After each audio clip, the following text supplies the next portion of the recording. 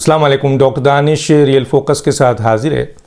जब मैं सफ़र में था तो मुझे ये इत्तला मिली कि अपोजिशन ने तहरीक अदम एतमाद जो है वो दाखिल कर दिए।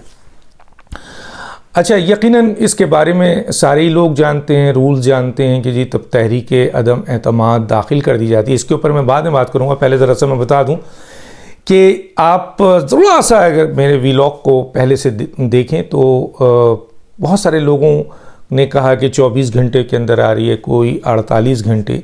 लेकिन मैंने अपने वीलॉग में एक अहम तरीन अपोजिशन लीडर के ज़रिए बताया था कि तहरीक अदम एतमाद जो है वो 72 घंटे के अंदर दाखिल कर दी जाएगी। अगर उस वीलॉग से आप तहरीक अदम एतमाद की जो दाखिल हुई है उसकी ड्यूरेशन देखें तो वो 48 घंटे गुजर गए थे, 72 घंटे के अंदर दाखिल कर दी गई।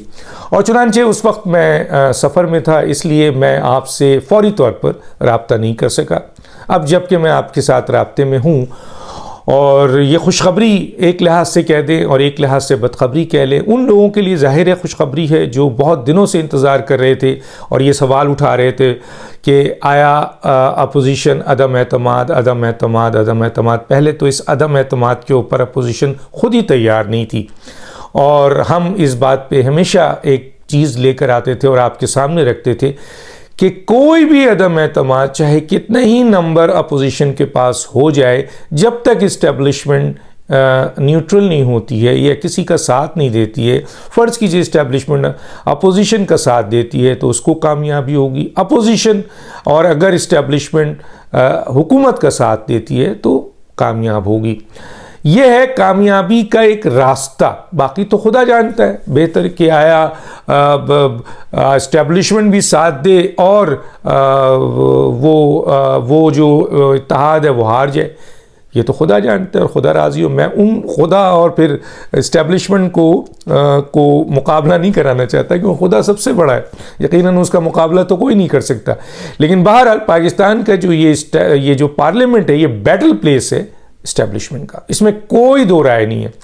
और माजी के एक्सपीरियंस आपको बताते हैं, आप देख लीजिए कि इस्टेब्लिशमेंट अगर आपके साथ नहीं खड़ी है तो आपके पास नंबर ऑफ वोट्स हैं और आप जो हैं वो फिर भी हार गए।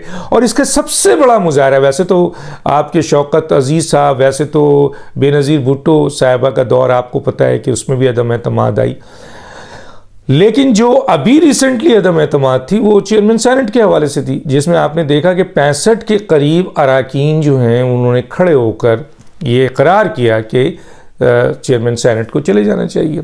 और लेकिन जब खुफिया रायशुमारी हुई तो 49-50 के करीब आए, तो कितना फ़र्क हो गया आप बताइए। 15 वहीं पे खड़े खड़े थोड़ी देर में वो MNA चले गए। 12 तो मैं इस पर ज़्यादा बात नहीं करना चाहता और यही बात मैं सिर्फ रखना चाहता हूँ कि इस्टेब्लिशमेंट जब न्यूट्रल होगी या उन्हें ये तासुर जाएगा अपोजिशन को, तो फिर PMLN और JUI, पीपल्स पार्टी पहले से तैयार थी, वो तो फर्स्ट डे से तैयार थी, लेकिन JUI और PMLN या दूसरी जमातें इस सिलसिले में एक कदम आगे बढ़ने को तैयार नहीं थी, क्योंकि उनका ये कहना था कि हम 300 अफराद भी जमा कर लें, 300 अफराद भी हमसे अगर एग्रीमेंट कर लेते हैं और इस्टेब्लिशमेंट इस 300 अफराद में आपके इस अदम एतमाद में अगर तब्दीली करना चाहे तो शायद अपोजिशन उसका मुकाबला ना कर सके। तो चुनांचे अब मौलाना फजल रहमान मियां नवाज शरीफ समेत तमाम अपोजिशन के अरकान इस बात पर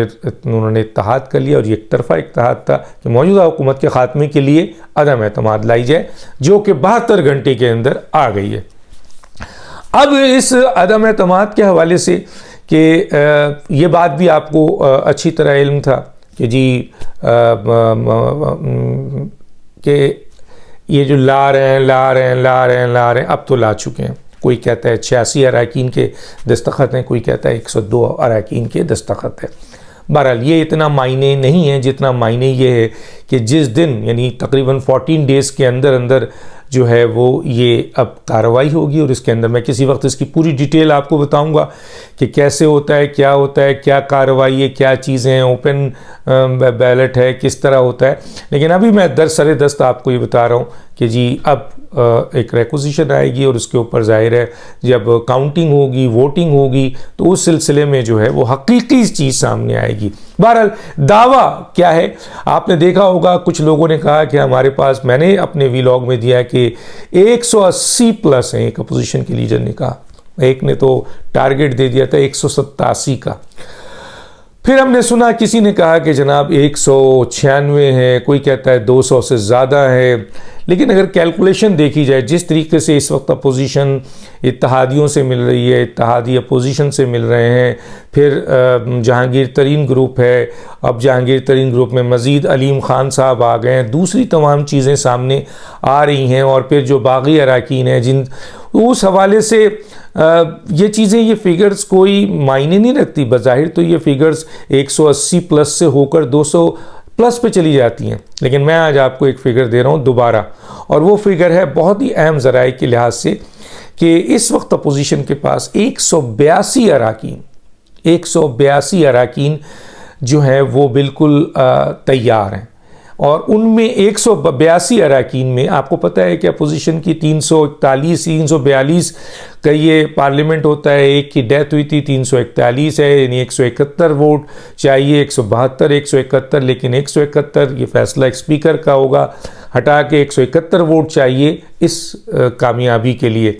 और इस सिलसिले में कहा यह जाता है कि 179 वोट जो है वो हुकूमत के पास है, और अपोजिशन के पास 162 का इत्तेहाद है, और इस इत्तेहाद में 20 अराकीन ऐसे हैं, 162 में 20 अराकीन ऐसे हैं जो कि हुकूमत के हैं।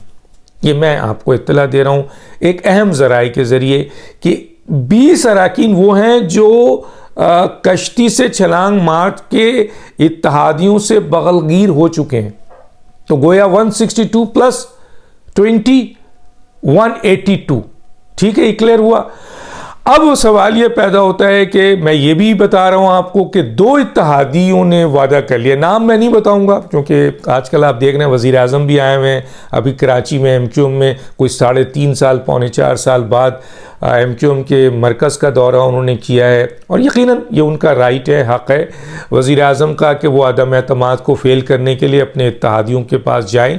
अब ये सवाल भी उठता है कि आज से पहले वो नहीं गए, इनको लिफ्ट नहीं कराया, इनके साथ जो मुआहदे थे वो पूरे नहीं हुए, ये एक अलग फैक्टर्स है। लेकिन उनका अपने इत्तहादियों के पास जाना, जब अपोजिशन हुकूमती इत्तेहाद के पास जा सकती है तो वज़ीर आज़म भी जा सकते हैं, वज़ीर आज़म को भी इख्तियार है कि वो जाएं और जाके मुलाकात करें, और इस अदम एतमाद को फ़ेल करने के लिए जो भी आइनी और क़ानूनी नुक्ता होता है उसको, उनका भी राइट इस्तेमाल करने का और अपोजिशन का भी। तो को ये गए और जाके उन्होंने MQM वालों से बात की, इसके ऊपर मैं मज़ीद व्लॉग करूँगा, लेकिन उसमें क्या हुआ नहीं हुआ, चौधरी शुजात के पास भी गए, परवेज़ इलाही से भी मुलाकात हुई। लेकिन मैं दो इत्तहादियों का बता रहा हूँ कि दो इत्तहादी जिन्होंने यकीन दिलाया अपोजिशंस को कि हम आपके साथ खड़े हैं। तो ऐसे मौके पे दो इत्तहादियों को अगर आप मिला लीजिए तो तकरीबन 194 के करीब जो हैं इस वक्त अपोजिशन के पास वोट कन्फर्म है।